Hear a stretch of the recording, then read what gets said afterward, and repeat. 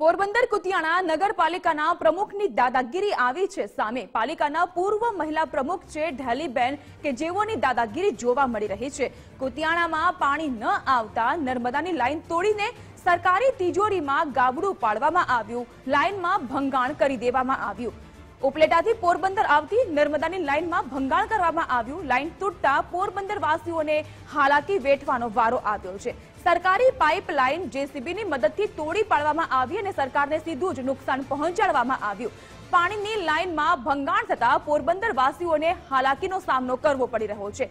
સમગ્ર મામલે પૂર્વ મહિલા પ્રમુખ ઉપર પણ અનેકો સવાલ ઉપસ્થિત થઈ રહ્યા છે।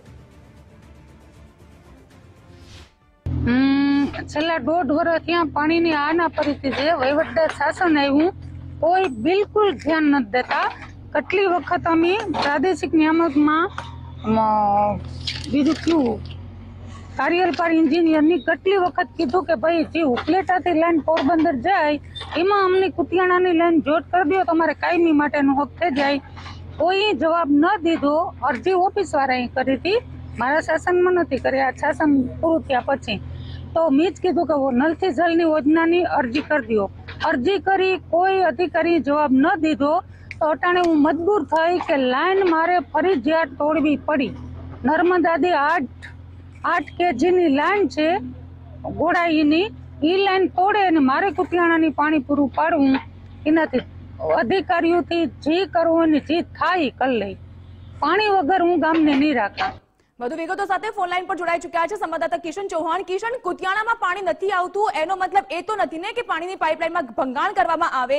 આ નગરપાલિકાના પૂર્વ પ્રમુખ દ્વારા કયા પ્રકારની દાદાગીરી? જાગૃતિ વાત કરવામાં આવે તો એક તો પોરબંદરમાં અમે 5 કે 6 દિવસે પાણી મળી રહ્યું છે।